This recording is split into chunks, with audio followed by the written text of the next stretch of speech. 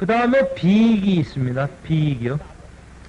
이 제 강의가 예전에 원래 그 동시침만 강의를 했어요. 그래가지고 동시침만 강의를 하다가 자꾸 친구들이 이제 저희 동기들 배울 때는 동시침만 했어요. 근데 자꾸 하다가 보니까 이제 오행침이나 사원침 쪽으로 얘기가 자꾸 그 얘기가 더 재밌다고 그쪽으로 자꾸 얘기를 해라 그래가지고 그쪽으로 강의가 갔기 때문에 동시침이 좀 많습니다. 그러니까 그렇게 생각하시고 들어주시고요. 비익은 기본적으로 연골 대백과 느낌이 같습니다. 그러니까 아까 말하는 기허나 기체라는 느낌은 같아요.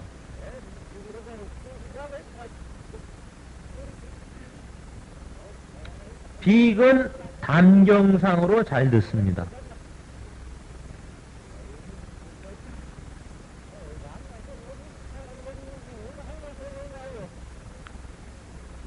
근데 거기에 추가가 될 수 있는 게 편두통이나 미름골통에 같이 들어요. 이게 편두통. 담경상으로 듣기 때문에 담경 쪽으로 관련이 되는 디스크이기 때문에 이 편두통이나 이 미름골통도 그것도 결국은 기어두통이기 때문에 양명두통이요. 그래서 그것도 잘 들어요.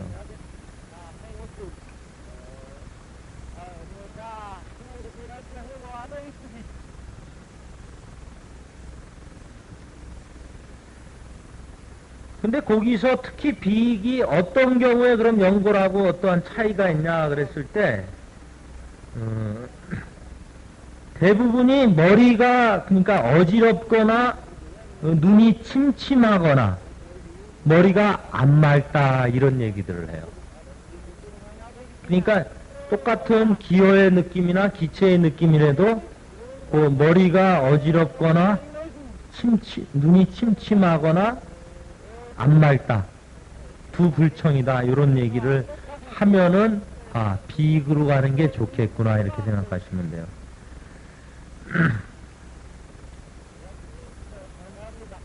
아까 말한 편두통이나 미름고통도 마찬가지로 그렇게 하는 거고요.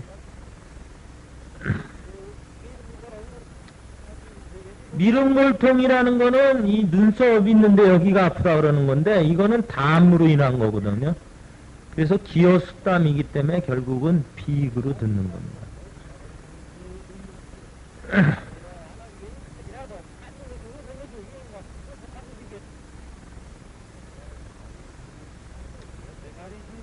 비익을 신호로 오는 신경통에도 쓴다 이렇게 나와 있고요. 전신 피로를 제거한다. 그러니까 전신의 피로로 인한 산통에 쓴다 이렇게도 나와 있어요. 그러니까 요거는 조금 그 기준이 되는 것 같아서 말씀을 드리는 겁니다. 그 다음에 비익이 어떤 때 또 쓸 수가 있냐면은 손의 부분의 경색이나 출혈로 인해 가지고 평형 감각이 상실됐을 때 쓸 수가 있어요.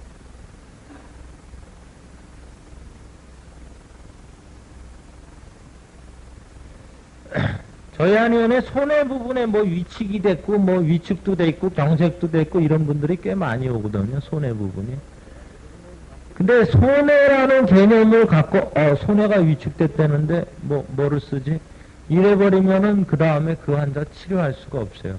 그러니까 손해가 위축이 됐든 말든 증상이 뭔가를 봐야 됩니다. 그래가지고 손해가 위축이 됐을 경우에 대표적으로 오는 사람들이 있어요. 그러니까 손해가 위축이 됐든 경색이 됐든 그 제가 말하는 그 뭐 경색이나 위축이나 이런 거는 틀릴 수 있는 얘기예요. 제가 양방을 모르니까 하여튼 그 사람들이 그렇게 말하는 거예요. 근데 대다수가 그 증상을 호소하는 게 이 미식거리고 구역질이 나고 토하려고 그런다는 거예요.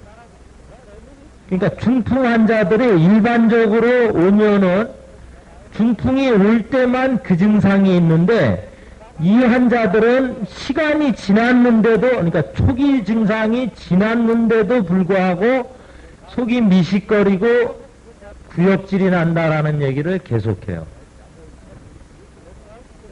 그 속이 미식거리고 구역질이 났고 어지럽고 균형을 못 잡고, 근데 하여튼 손해가 무슨 균형하고는 관련이 있나 봐요. 균형이라는 거는 균형을 못 잡는다는 얘기는 항상 합니다. 필수적으로. 그래서 균형을 못 잡는다 하면은 아, 손해 쪽에 뭔가 있나 보다 이렇게 생각이 들 정도예요. 근데 그 사람들이 그 보면은 미식거리고 구역질이 나고 어지러운 게 한방에서는 담훈이에요. 담훈. 여러분들 다 알잖아요. 근데 중풍 환자가 와가지고 아니면 손에 경색이 된 환자가 와서 치료를 하러 왔다 그러고 균형을 못 잡는다 그러면은 그걸 담이다 이렇게 안 된다라는 거예요. 아, 머리가 뭐 터지거나 막혔으니까 미식거리고 구역질이 나겠지. 이런 생각들을 하는 거예요. 담이 있지 않으면은 절대 미식거리고 구역질이 나거나 구토감을 절대 호소하지 않아요. 중풍 초기만 약간 호소를 합니다. 그러면 담으면은 뭐를 쓰느냐? 폐 정격을 거꾸로 씁니다. 그러니까 태백태음보 곡점을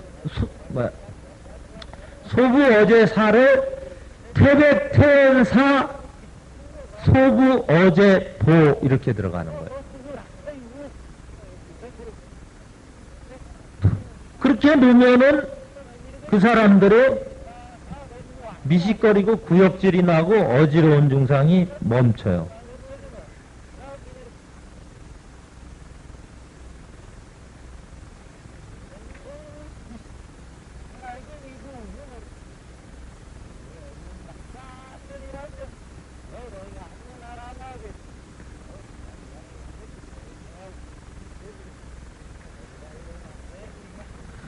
그래서 그럴 때에 비익을 추가로 하는 겁니다. 그러면 손해가 경색이 됐거나 위축된 사람이 왔는데 그 사람이 그러면 다 이거로 낫느냐?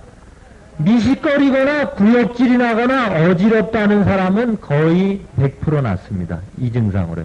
균형 감각을 잡아요. 어느 정도로 효과가 좋습니까? 이렇게 물어보면요. 이 심한 사람은 누워가지고 고개만 좌로 우로 돌리지를 못해요. 돌리면은 그냥 어지러워요. 이 손해가 문제가 된 사람을 제가 한 20케이스 정도는 봤을 거예요. 근데 보면은 얼마나 심하냐면은 두 사람이 부축을 하고 가야 되고요. 누워가지고 이렇게 고개를 왼쪽으로만 딱 돌리는데 이렇게 제가 볼 때는 돌아가는지 안 돌아가는지 모를 정도로 돌리면은 괜찮고 이렇게만 돌리면 어지러워요. 핑핑 돌아요. 그 사람을 침을 딱 놓고 걸어보라 그러니까 화장실까지 그냥 걸어갔다 와요. 그 정도로 효과가 좋았어요. 그 아들이 의사예요. 의사. 의사가 와가지고 손해출혈도 한 방에서 고칩니까? 아, 경색도 고칩니까? 이래가지고 하도 열받아가지고 그럼 못 고칠 것 같으면 가라 그랬어요. 저는. 그랬더니 아들은 열받아서 간다 그러고 그 엄마는 나는 죽어도 여기서 고치겠다 그래가지고 거기서 바깥에서 싸우다가 결국은 치료를 받았어요. 그래서 나중에 의사가 사과하더라고요. 그러니까 그 정도예요. 그럼 손해출혈은 그러냐? 손해 위축이 된 사람도 전혀 미식거리거나 구역질을 호소 안 하는 사람이 있어요. 그런 사람들은 또 다른 증상으로 봐야 돼요. 그거를 보면 안 돼요. 그러니까 그런 사람들이 대체로 간이나 심장 쪽의 증상들을 호소해요. 손해 위축이 온 사람들 얘기입니다. 그러니까 여러분들이 중요한 거는 내가 여기가 빵꾸가 났던가 여기가 뭐 이렇게 그러니까 출혈이 됐던가 경색이 됐으니까 언어가 이상이 왔다 이렇게 생각하지 말라는 거예요. 언어 중추가 있기 때문에 그쪽은 반드시 이상이 있다 이렇게 말하지 말라는 거예요. 언어에 문제가 왔을 때는 아, 이 사람의 심장에 문제가 있구나 이렇게 생각을 해야 돼요. 담이 심장을 막았던가 아니면 어떠한 심장의 문제구나 이렇게 생각을 하라는 거예요. 모르겠어요. 제가 지금까지 느낀 바를 말씀드리는 거예요. 만약에 더 위대한 경지에서 어떤 사람이 이렇게 지켜보면은 저보러 욕할지도 모르겠어요. 근데 제가 느끼는 거는 그렇게 치료해서 치료율이 월등히 좋다라는 겁니다. 그렇기 때문에 여러분도 따라오셨으면 하는 마음에서 말씀드리는 거예요.